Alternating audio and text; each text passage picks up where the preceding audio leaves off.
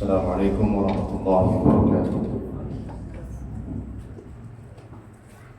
Innal hamdalillah nahmaduhu wa nasta'inuhu wa nastaghfiruh wa na'udzu billahi min shururi anfusina wa min sayyiati a'malina. May yahdihillahu fala mudilla lahu wa may yudlil fala hadiya lahu. Asyhadu an la ilaha illallah wahdahu la syarika lahu wa asyhadu anna Muhammadan abduhu wa rasuluhu sallallahu alaihi wasallam la nabiyya ba'dah. Ya ayyuhalladzina amanu taqullaha haqqa tuqatih wa la tamutunna illa wa antum muslimun. Ya ayyuhalladzina amanu taqullaha wa qulu qawlan sadida yuslih lakum a'malakum wa yaghfir lakum dhunubakum wa may yuti'illaha wa rasulahu faqad faza fawzan 'azima. Amma ba'd. فإن أصدق الحديث كتاب الله وخير الهدي هدي محمد صلى الله عليه وسلم وشر الأمور محدثاتها فإن كل محدثة بدعة وكل بدعة ضلالة وكل ضلالة في النار. Jamaah rahimani Allah wa iyyakum. Kita masih dalam pembahasan akhir dari kaidah yang kedua, yaitu dua hal yang perlu diperhatikan pada halaman 32. Hal yang pertama sudah kita bahas di halaman 28. Penulis berkata, yang kedua, kapanpun seseorang menunjukkan keinginannya kepada sesuatu, maka sesuatu tersebut akan menjadi penghalang baginya dari yang lainnya. Hati itu jika sudah tertarik kepada sesuatu, maka ia akan berpaling dari yang lainnya sesuai kekuatan ketertarikannya kepada hal ini dan penolakannya kepada hal itu. Dan ini berlaku dalam segala hal, ya, antara keimanan dengan kekufuran, antara ketauhidan dengan kesyirikan, antara yang sunnah dengan yang bid'ah, antara yang ta'ah dengan yang maksiat. Ini semuanya berlaku. Manakala seorang hamba hatinya sudah benar-benar sangat-sangat mencintai tauhid, dia akan sungguh-sungguh membenci perbuatan syirik kepada Allah Subhanahu wa taala, walaupun dihiasi seperti apapun indahnya oleh manusia. Misalnya ada suatu tradisi, katakanlah begitu, ya. Tapi ternyata tradisi tersebut mengandung unsur kesyirikan. Walaupun kelihatannya bagus, menarik, bahkan katanya menghidupkan atau menggerakkan roda perekonomian di daerah tersebut, tetap saja hatinya tidak akan bisa menerima hal itu. Seorang yang sudah benar-benar mencintai sunnah, maka dia tidak akan bisa menerima suatu hal yang menjadi lawannya, yaitu perbuatan bid'ah, walaupun sekali lagi tampak bagus dan tampak baik, ya. Ana baru tahu itu, ya, ternyata di satu daerah di Indonesia ini, ya, jika mereka merayakan Maulid, hari Maulid Nabi Sallallahu Alaihi Wasallam, itu mereka nggak boleh keluar rumah, ya. Terus nanti akan ada, dalam tanda kutip, polisi syariat, ya, yang merazia warga-warga yang masih berkeliaran di luar rumah. Mereka memakai pakaian yang menyeramkan, ya, topeng tentunya, dan memukul dengan tongkat, ya, walaupun tidak tongkat yang tebal, tongkat yang tipis, ya, warga yang masih berkeliaran di luar rumah. Persis seperti yang dilakukan pada perayaan hari Hindu tuh, Nyepi, mirip sekali, ya. Ada yang keliling, kalau nggak salah namanya apa?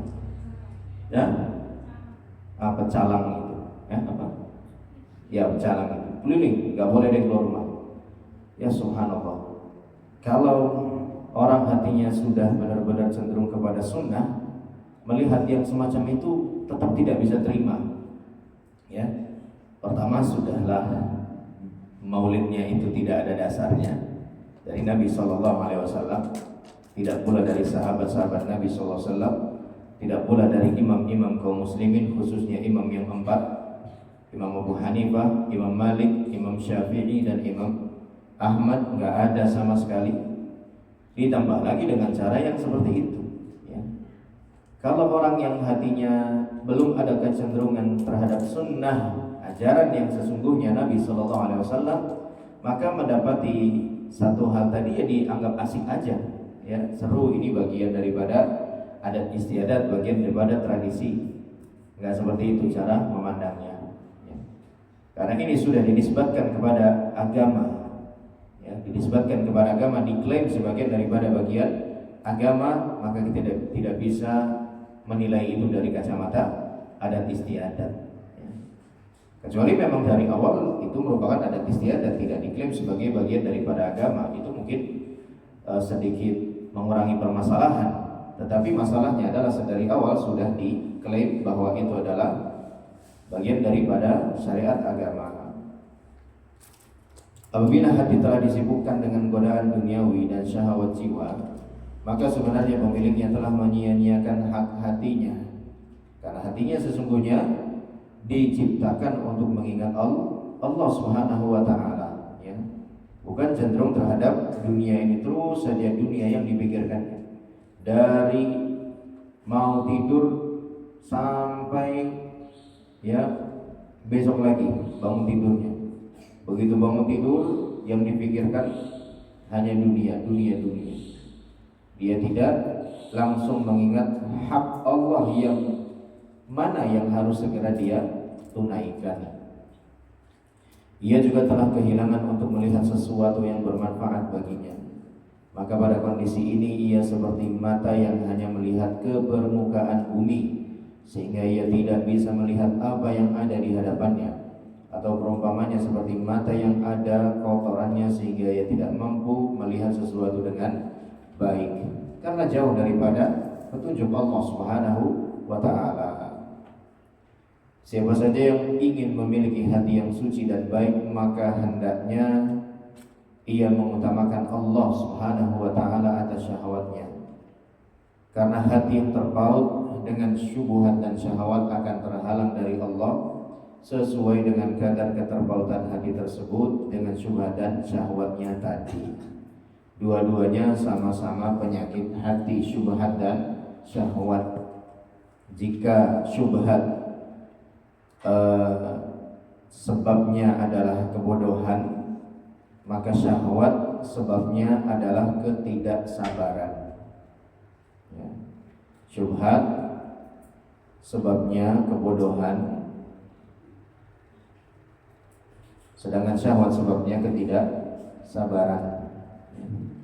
Syahwat itu, mohon maaf, tidak harus selalu yang berkaitan dengan urusan kemaluan, tidak harus.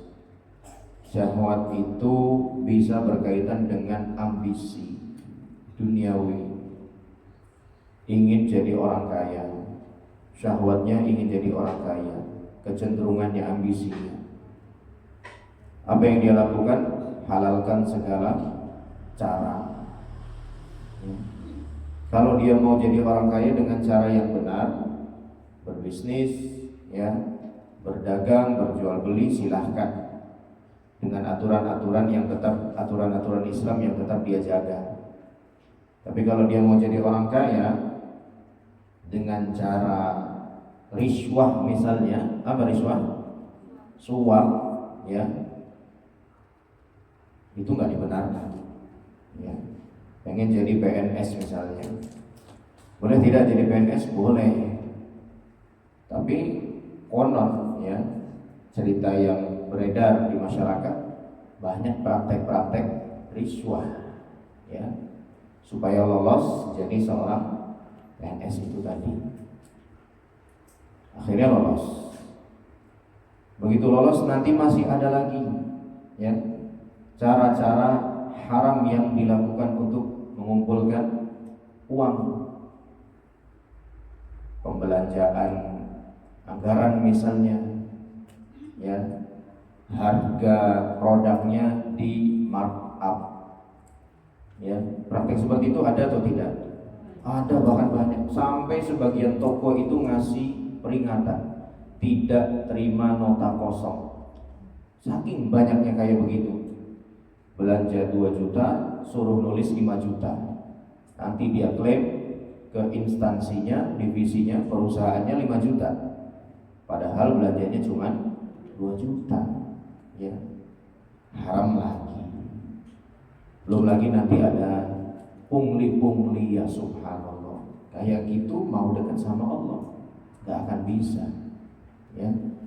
Nabi SAW bersabda, kullu lahmin nabata min suhtin fannaru awla bihi. Setiap daging yang tumbuh dari hal yang haram, maka neraka lebih pantas untuk menjadi tempat kembalinya. Ya.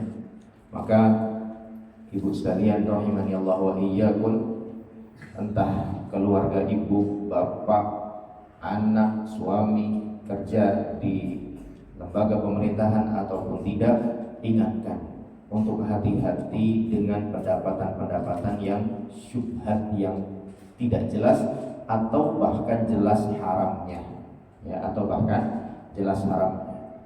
Para sahabiyat zaman dahulu atau salafun salih dari kaum muslimat zaman dulu, di antara kutipan yang berharga yang menjadi wasiat bagi kaum muslimah berikutnya adalah mereka biasa berpesan kepada suaminya sebelum suaminya pergi berdagang, bekerja dan seterusnya.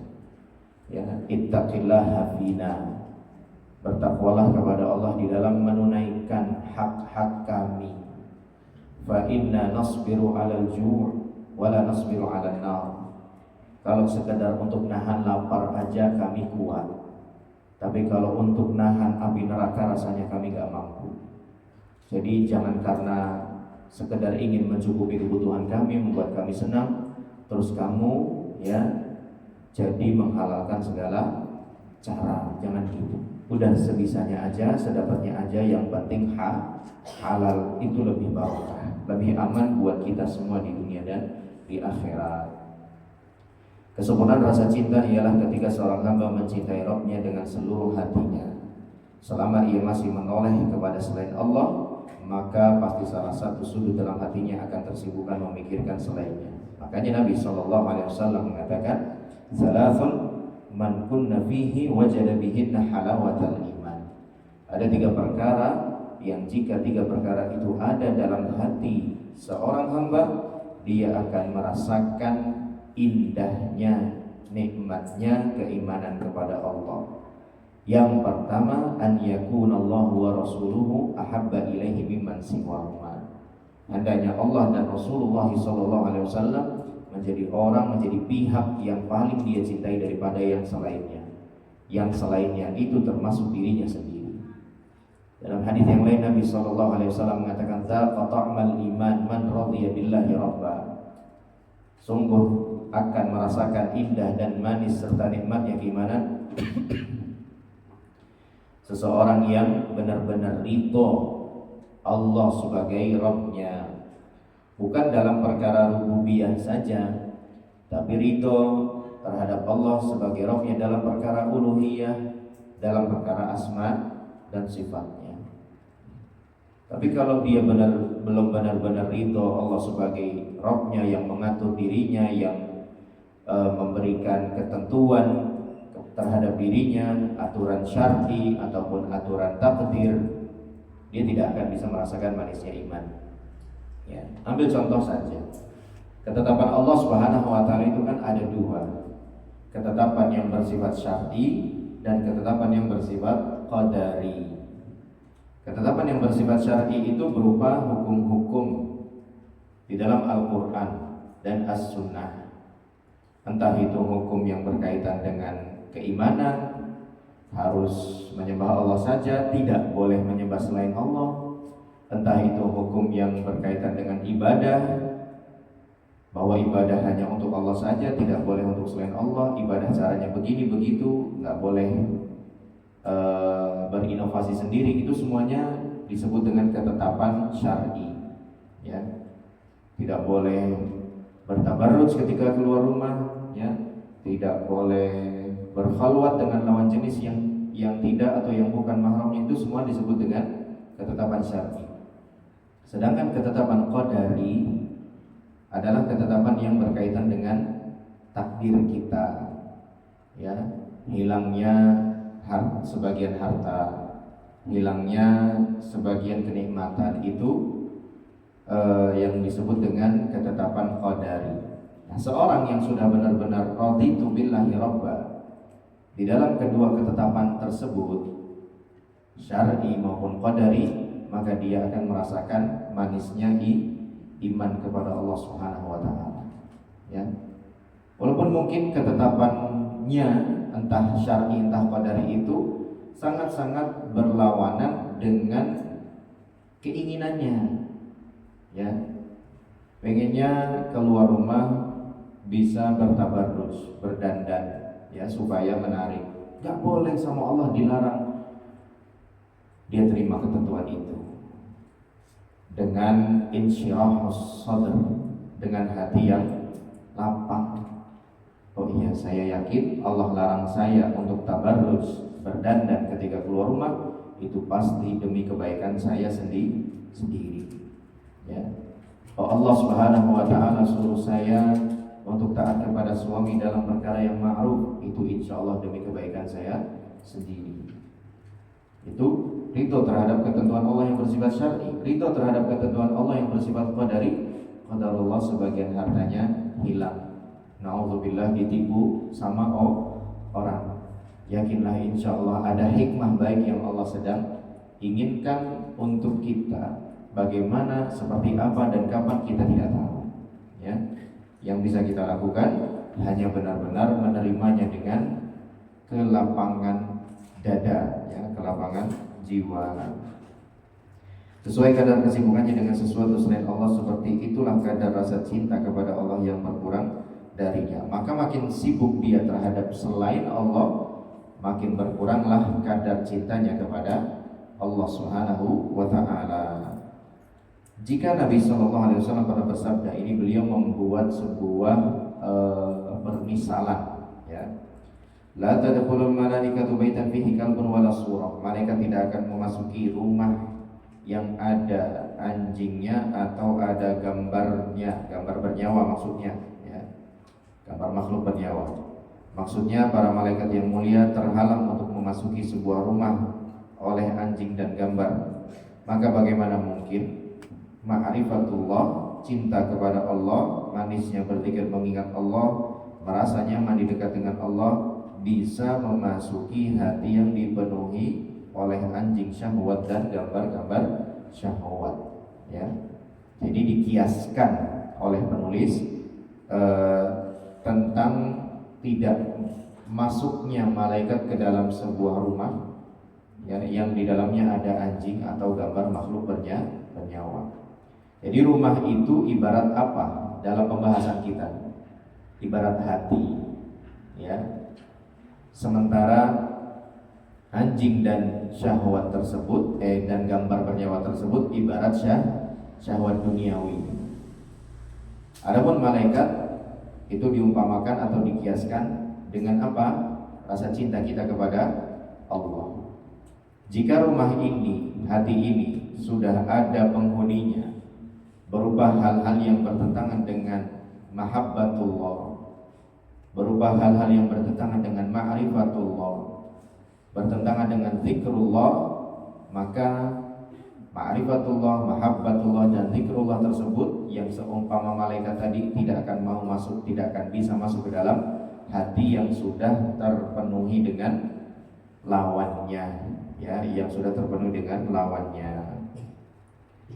Jika kesucian pakaian dan badan saja merupakan syarat sahnya sholat, artinya jika dilanggar maka sholatnya tidak sah, maka bagaimana lagi jika hatinya yang najis, yang tidak pernah dibersihkan oleh pemiliknya? Maka bagaimana bisa seorang mengambil manfaat dari sholatnya? Apakah kesucian lahiriah hanyalah pelengkap kesucian batiniah? Ini juga diingatkan, kalau kita mau sholat saja secara lahiriah haruslah suci, bersih, maka secara batin juga harus bersih.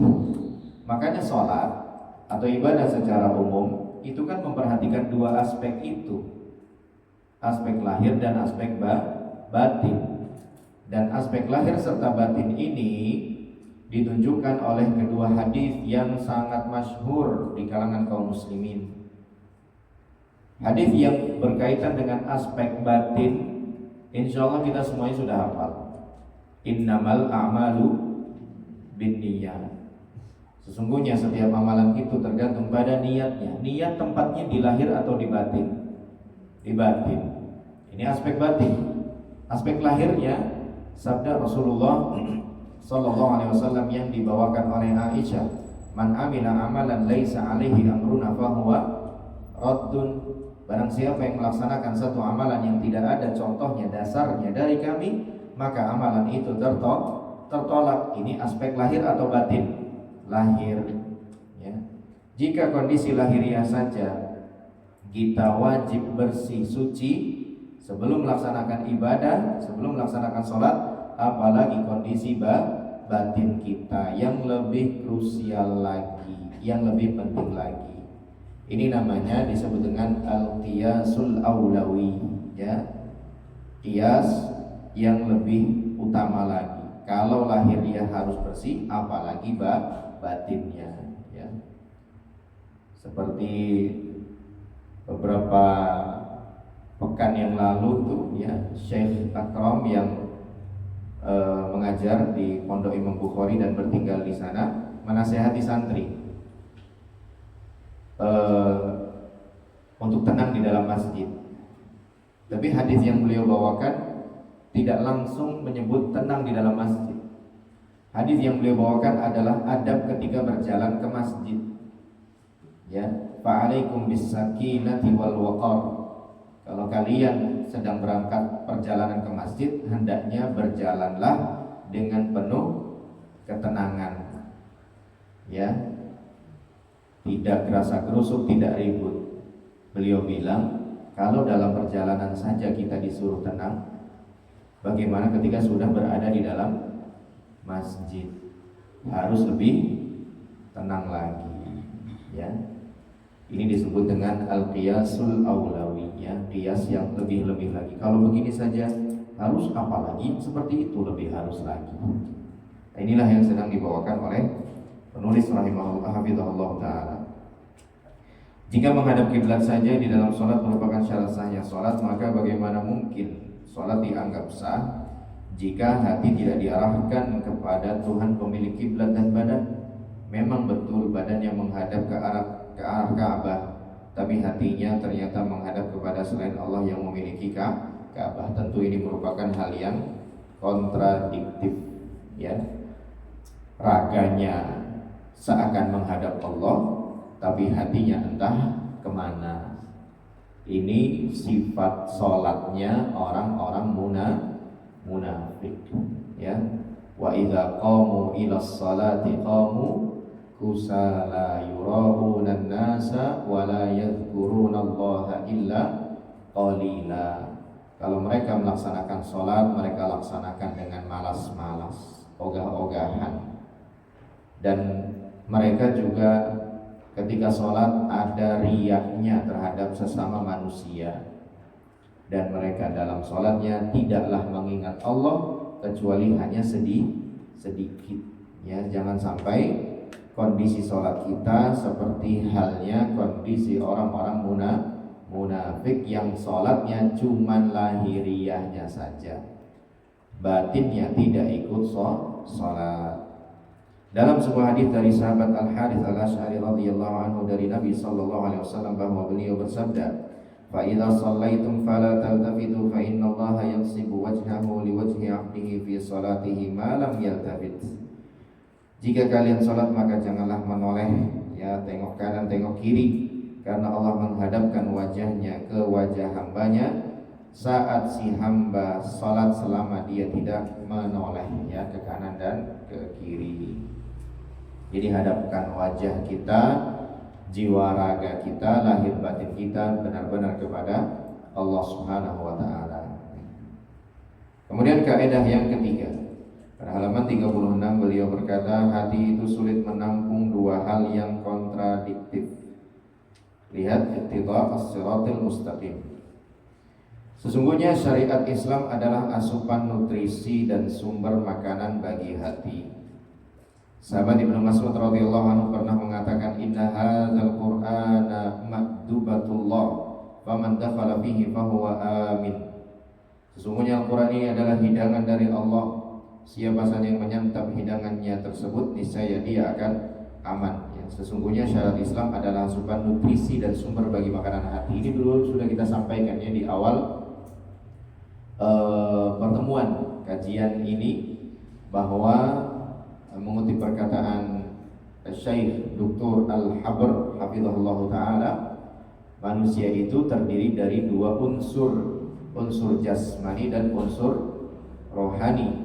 Unsur jasmani nutrisinya, asupannya, makanannya bersumber dari segala hal yang ada di atas muka bumi ini, entah dari produk-produk hewani ataupun produk nabati.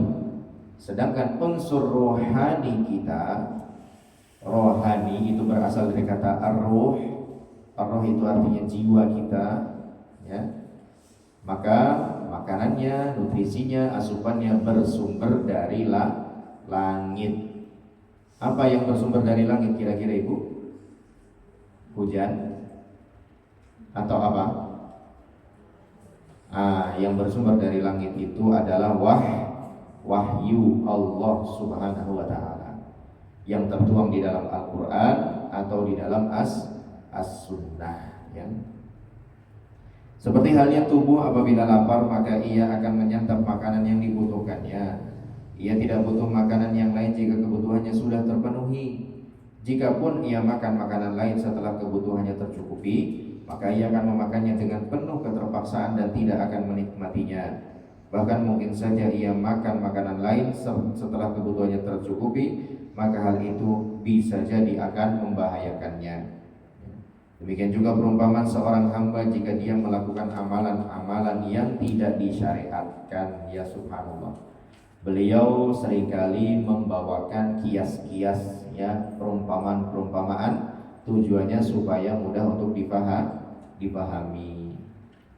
Kalau badan kita ini bisa jadi sakit gara-gara salah makan, hati kita juga bisa sakit gara-gara salah makan. Ya, alih-alih makan makanan yang sesungguhnya, hati kita ini berupa wahyu dari Allah Subhanahu wa ta'ala, syariat darinya, malah makan makanan yang palsu, ya, berupa kebid'ahan, kemaksiatan dan lain sebagainya. Jadi sebagaimana kita memberikan perhatian terhadap kesehatan badan kita, makan gak sembarangan makan, dipilih betul makanannya, ya. Maka hendaknya demikian juga kita beri perhatian terhadap hati ini. Jangan sembarang kasih makan buat hati, ya. Kalau dapat share-sharean, artikel atau nasihat untuk amalkan ini dan itu, hati-hati, jangan langsung buru-buru diamalkan apalagi disebarkan kalau belum tahu akan kesahihannya. Karena taruhannya adalah kesehatan hati kita. Sebagaimana kita nggak mau makan sembarangan supaya nggak sakit badan kita, maka janganlah juga beramal amaliyah sembarangan supaya nggak sakit hati kita ini. Makanya orang yang sudah terlalu bergelimang dengan perbuatan bid'ah itu sulit sekali untuk bisa lepas darinya. Untuk meninggalkan kebid'ahannya sulit sekali, kecuali orang yang benar-benar diberikan taufik oleh Allah, ya. Bukan para ulama sampai mengatakan taubatnya pelaku kebid'ahan itu nyaris nggak bisa diharapkan, alias nyaris mustahil, ya. Walaupun ada sebagian yang bertaubat, tapi nyaris. Kenapa? Karena pelaku kebid'ahan itu meyakini yang dilakukannya adalah kebenaran, ya. Nah, seseorang kalau belum tahu yang dilakukannya adalah kesalahan, apalagi diyakininya sebagai kebenaran, bagaimana dia akan meninggalkannya? Dia tidak akan meninggalkannya. Maka keinginannya untuk melakukan sesuatu yang disyariatkan akan berkurang. Ia juga tidak akan merasakan manfaat dari sesuatu ibadah yang disyariatkan sesuai dengan kadar penyerapan hatinya terhadap perkara yang bertentangan dengan yang disyariatkan. Ya kayak orang mau nguburin jenazah, ya syariatnya kan ya setelah dimandikan, dikafani, disolati kan dibawa ke pemakaman, ditandu pakai apa namanya tuh, kalau orang Jakarta nyebutnya kurung batang, itu namanya apa sih? Keranda ya. Kalau orang udah tahu sunnahnya, syariatnya, ya maka dia akan lakukan sunnahnya, syariatnya. Digiring, ditandu aja sampai ke tempat pemakaman. Tapi kalau orang belum tahu nanti kan apa yang dilakukan, la ilaha illallah, la ilaha illallah, begitu. Ini ngapa sih bawa jenazah ke kuburan sepi amat katanya, sepi amat katanya, ya. Akhirnya dia tahlilan sendiri dan lain sebagainya. Seperti itulah orang yang sudah gandrung sama hal-hal yang tidak disyariatkan, maka dia akan terus begitu, ya. Dan berkenaan dengan yang disyariatkan malah dia nggak suka. Ya, masa nguburin manusia muslim kayak nguburin ayam aja sih? Sampai ada komentar kayak begitu. Lu memang begini yang dicontohkan oleh Rasulullah Sallallahu Alaihi Wasallam, ya. Jadi pelaku kebidahan itu ngerasa ada saja yang kurang, ya. Makanya Imam Malik rahimahullah taala mengatakan barang siapa yang meyakini bahwa di dalam Islam ini ada bid'ah yang baik, maka dia telah menyatakan secara langsung ataupun tidak langsung bahwa Nabi Shallallahu Alaihi Wasallam telah mengkhianati kerisalahannya. Ya, seakan-akan ada satu hal yang baik tapi belum disampaikan oleh Rasulullah Shallallahu Alaihi Wasallam. Apakah mungkin Rasulullah Shallallahu Alaihi Wasallam tidak menyampaikan suatu hal yang memang betul-betul baik dalam kacamata syariat? Tidak mungkin. Ya. Segala hal yang dinilai baik oleh syariat pasti diajarkan oleh Rasulullah Shallallahu Alaihi Wasallam. Minimal ada dasarnya, ya. Seperti misalnya perintah untuk bersikap memaafkan, ya, pasangan, ya, antara istri terhadap suami, suami terhadap istri, itu kan diajarkan sama Nabi, ya. Nabi mengingatkan kepada kaum istri, tasaddaqna fa inni uritun nar fa idza aktsaru ahlihan nisa, banyak-banyaklah sedekah karena ditampakkan kepadaku neraka, ternyata kebanyakan penghuninya adalah perempuan. Yang furna, karena mereka kufur. Kemudian ada salah seorang sahabat perempuan yang bertanya, ayat furna billah, apakah yang dimaksud karena mereka kufur kepada Allah? Bukan, kata Nabi SAW. Yang furna al-ashir, mereka kufur kepada suami. Bagaimana bentuk kekufuran seorang istri terhadap suaminya? In ahsanta ila ihdahunna dahra thumma ra'at minka syai'a qalat ma ra'aitu minka khairan qattun. Itu jika engkau, wahai seorang suami, ya, sepanjang engkau berumah tangga dengannya, telah melakukan banyak usaha hal yang baik untuk dirinya, kemudian dia mendapati satu saja kekurangan, kesalahan pada dirimu, dia langsung berkomentar, kamu nih gak ada bagus-bagusnya, kamu nih gak bisa apa-apa, kamu nih salah terus, dan seterusnya. Yang dilihat, yang diingat hanya kekurangannya, ya. Ini bentuk kekufuran juga terhadap kebaikan suami. Nah, suami juga diingatkan oleh Nabi Sallallahu Alaihi Wasallam, bukan hanya istri. La yafruqu mu'minun mu'minatan in kariha minha khuluqan radhiya minha akhar. Janganlah seorang suami yang beriman kepada Allah merendahkan istrinya yang juga beriman kepada Allah. Jika si suami itu tidak menyukai satu perangai ya pada diri istrinya, yakinlah dia masih bisa menyukai perangai yang lain yang ada pada istrinya itu. Ya, mungkin kalau masak kurang enak, tapi ternyata dalam mentarbiyah anak, dalam mendidik anak luar biasa, subhanallah. Ya, yang kalau dia bayar guru privat mungkin atau menyekolahkan mungkin akan habis biaya sangat banyak. Ya, jadi masing-masing dari suami dan istri itu sudah diingatkan oleh Nabi Shallallahu Alaihi Wasallam. Lain halnya keadaan seorang yang mencurahkan seluruh hasrat dan keinginannya pada yang disyariatkan, maka keinginannya untuk melaksanakan yang disyariatkan akan semakin menguat dan ia akan semakin bisa merasakan manfaat yang besar darinya, serta agama dan keislamannya pun menjadi sempurna. Ada sebuah kaidah yang berbunyi anna man lam yaf'alil ma'mur fa'ala ba'dal mahdhur wa man fa'ala al-mahdhur lam yaf'al jami'al ma'mur. Subhanallah. Barang siapa yang tidak melaksanakan apa yang diperintahkan, pasti dia akan melakukan apa yang dilarang. Dan barang siapa yang melakukan hal yang dilarang, dia tidak akan melakukan semua hal yang diperintahkan. Pokoknya kalau sudah meninggalkan yang diperintah, biasanya umumnya jatuh dalam perbuatan yang dilarang. Ya, maka berhati-hatilah. Ya, masalah pernikahan juga, ya, bagi para orang tua, ya bapak ataupun ibu yang kiranya memiliki anak yang dewasa sudah memasuki usia pernikahan, ya, permudahlah pernikahan mereka, jangan dipersulit, ya.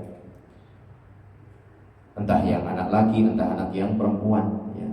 Ketika memang bapak dan ibu sudah melihat kesiapan tersebut, ya.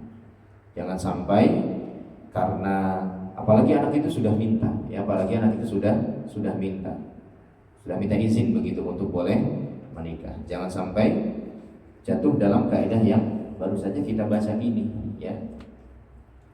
Karena meninggalkan yang diperintahkan, yaitu pernikahan, jatuh dalam yang dilarang, yaitu perzinahan. Na'udzubillahi min dzalik, ya. Na'udzubillahi min dzalik. Karena tidak mungkin seseorang bisa melakukan semua yang diperintahkan kepadanya jika dia sendiri masih melakukan apa yang dilarang. Dan tidak mungkin juga seseorang meninggalkan semua yang dilarang jika dia masih meninggalkan apa yang diperintahkannya. Atas dasar itu, maka setiap hal yang bisa memalingkan seseorang dari kewajiban, hukumnya diharamkan. Suatu hal yang bisa memalingkan seseorang dari kewajiban, hukumnya diharamkan. Ya. Bersosial media boleh tidak boleh, hukum asalnya mubah.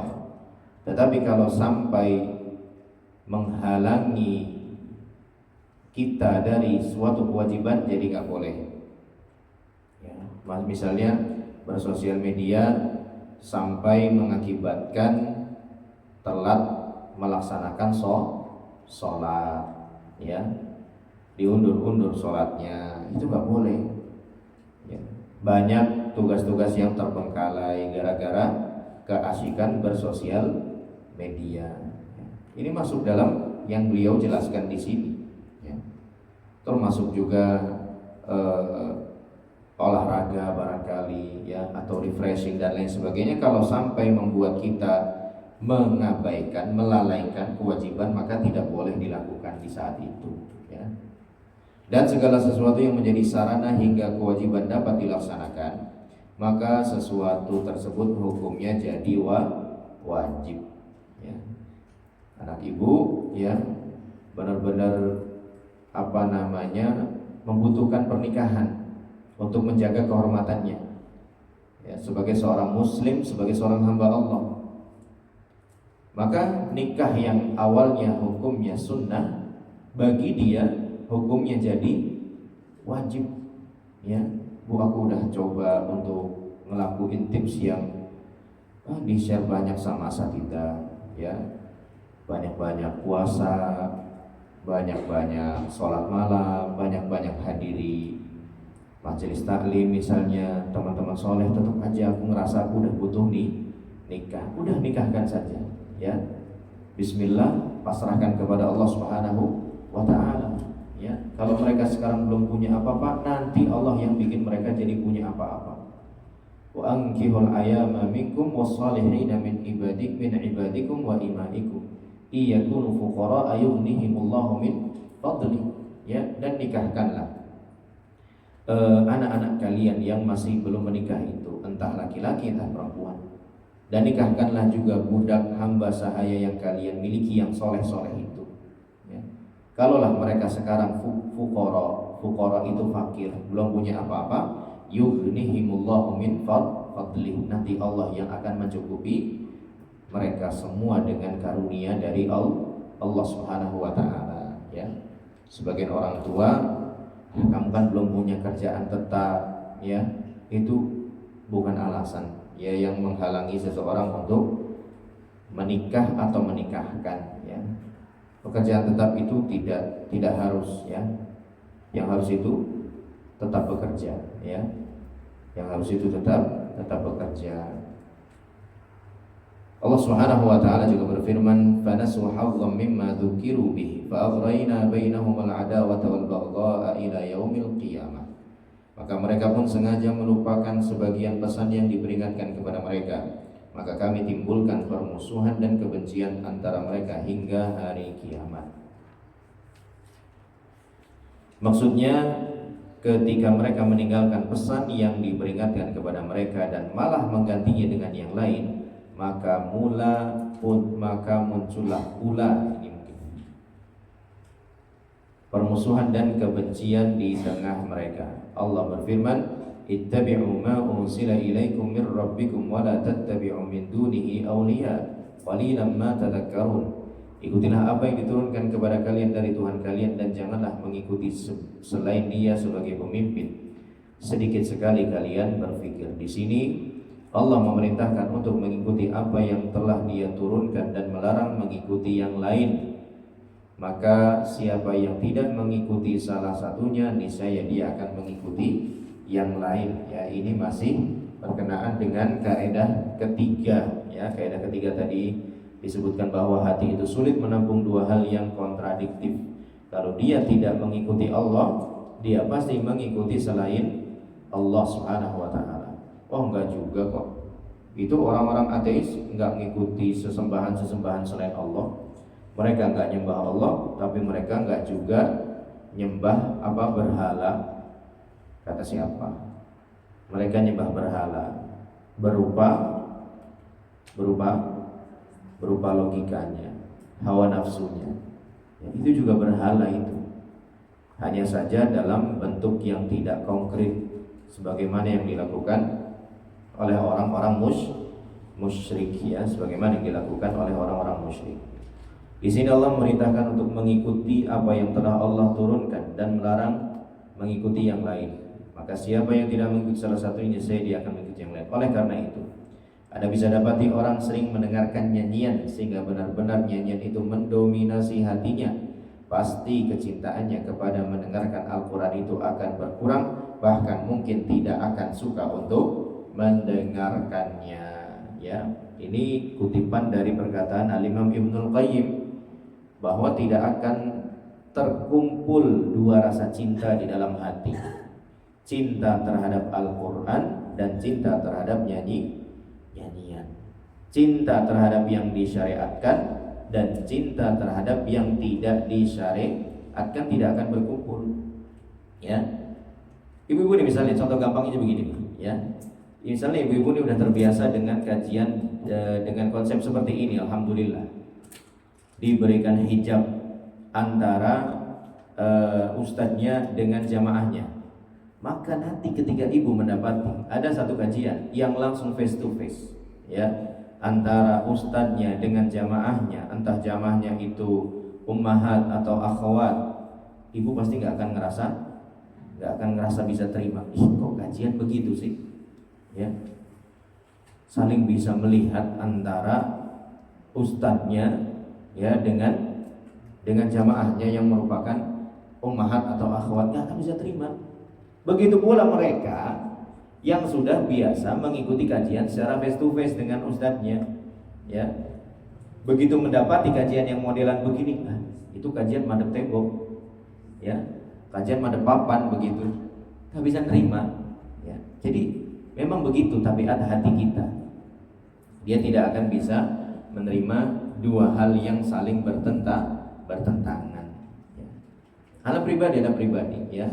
Alhamdulillah di Pondok Pesantren Imam Bukhari untuk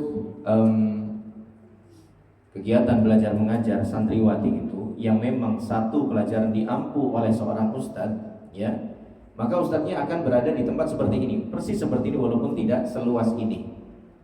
Ustadznya benar-benar ngajar ngadep apa nih namanya, triplek papan gini, ya, hijab seperti ini.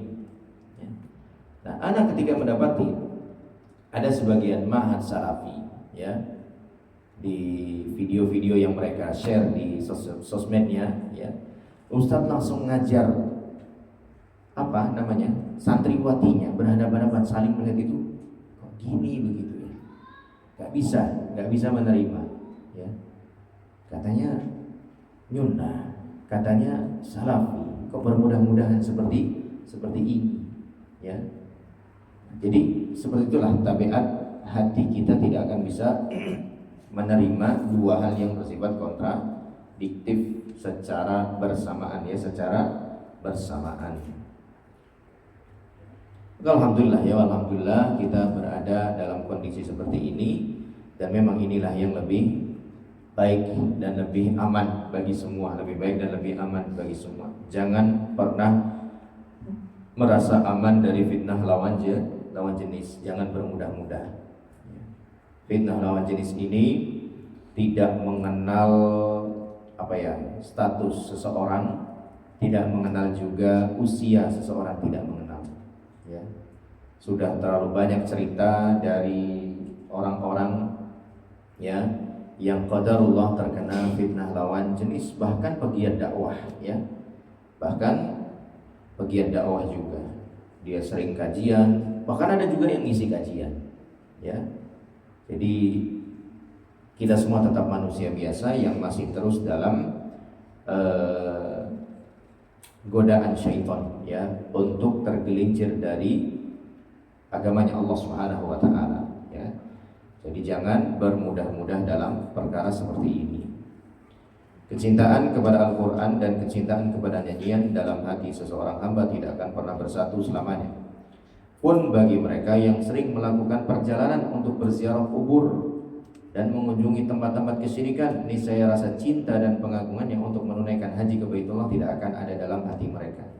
Ziarah kubur di sini tentunya bukan cuma sekedar ziarah kubur yang disyariatkan, yaitu mengunjungi kuburan, kemudian berdoa kepada Allah buat yang dikubur, ya. Apa doanya? Assalamualaikum ya ahla ad-diyar minal mu'minina wal mu'minat antum salafuna in wa nahnu insyaallahu bikum lahiqun.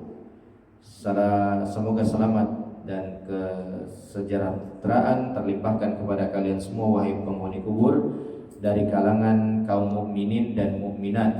Kalian adalah para pendahulu kami nanti insyaallah akan menyusul kalian. Kemudian doakan, ya, kepada Allah Subhanahu wa taala untuk mereka.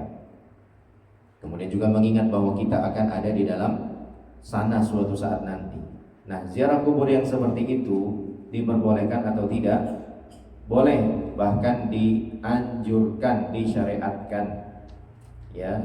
Tapi jangan sampai sering-sering. Jangan sampai sering-sering.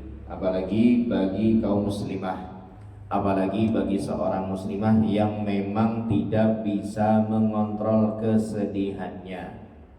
Sebaiknya tidak usah, ya. Alih-alih dapat pahala malah jadi dapat dosa gara-gara nggak bisa kontrol kesedihannya, ya. Ziarah kubur yang dimaksud di sini adalah ziarah kubur yang malah berdoa kepada kuburan, berdoa kepada orang soleh yang sudah dikubur itu. Bedakan antara berdoa kepada dengan berdoa untuk. Berdoa kepada orang soleh boleh atau tidak? berdoa kepada orang soleh, boleh atau tidak? Tidak boleh. Kalau berdoa untuk orang soleh, boleh atau tidak? Boleh. Kepadanya kepada siapa? Kepada Allah. Misalnya Allahumma gfir lahu warhamhu wa'afihi wa'fu anhu, boleh. Ya. Nah, yang dilakukan, yang dimaksud oleh beliau di sini bukan yang itu, bukan. Tapi yang wahai wali fulan, wahai syekh fulan, tolonglah kita, ya, bantulah kita lagi banyak masalah. Dan yang prakteknya begitu banyak. Bahkan mereka dengan bangganya menyebarkan videonya seperti itu. Madad ya Husain, madad ya Husain, madad ya Husain. Apa arti madad? Madad itu artinya pertolongan. Maksudnya minta bantuan, minta pertolongan kepada Husain. Husain bin siapa? Bin Ali bin Abi Thalib radhiyallahu anhuma. Ya, nggak boleh seperti ini. Datang ke kuburan Sunan Fulan, Wali Fulan, ya, untuk berdoa kepada penghuni kuburnya, nggak boleh. Nah, orang-orang yang gemar kayak begitu berat ke masjid-masjid, ya, mendapati kaum muslimin ahlus sunnah wal jamaah berdoa hanya kepada Allah saja, mereka nggak mantep hatinya, rasanya ada saja yang kurang. Bagi mereka yang doyan mengutip kata-kata hikmah dan sastra dari perkataan ahli hikmah orang-orang kafir timur dan barat, niscaya tidak akan ada keinginan untuk mengutip kata-kata hikmah dari sastra Islam dan sastra Islam, ya. Padahal banyak kata-kata hikmah dari para ulama, ya, yang bahkan lebih bermanfaat daripada kutipan-kutipan kata hikmah atau kata bijak orang-orang kafir tersebut. Bagi mereka yang sangat suka membaca kisah-kisah dan cerita-cerita dongeng, niscaya hatinya tidak akan menaruh perhatian terhadap kisah-kisah dan perjalanan hidup para nabi. Demikianlah atau demikian halnya orang yang sibuk dengan perkara bid'ah di dalam ibadah, pasti perhatian dan penerapannya terhadap ajaran sunnah atau Nabi SAW akan melemah. Dan orang-orang yang berpaling dari doa dan tawassul yang diajarkan oleh Nabi, nyaris mereka tidak pernah sedikit pun mengamalkan itu dalam doa-doa mereka.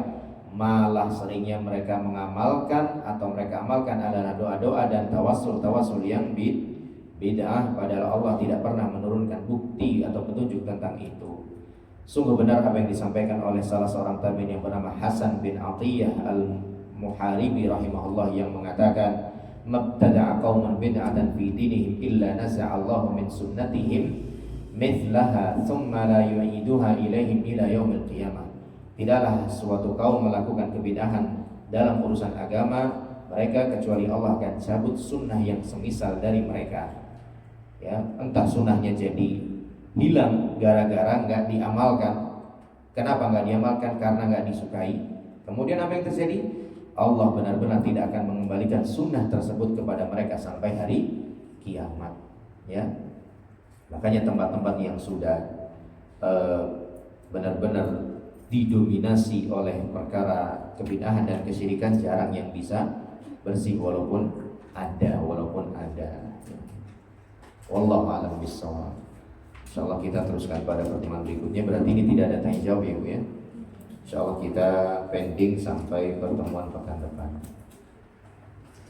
Sampai di sini kajian kita. Hadanallahu wa iyyakum ajma'in. Subhanakallahumma bihamdika asyhadu an la ilaha illa anta astaghfiruka wa atubu ilaik. Billahi taufiq wal hidayah. Wassalamualaikum warahmatullahi wabarakatuh.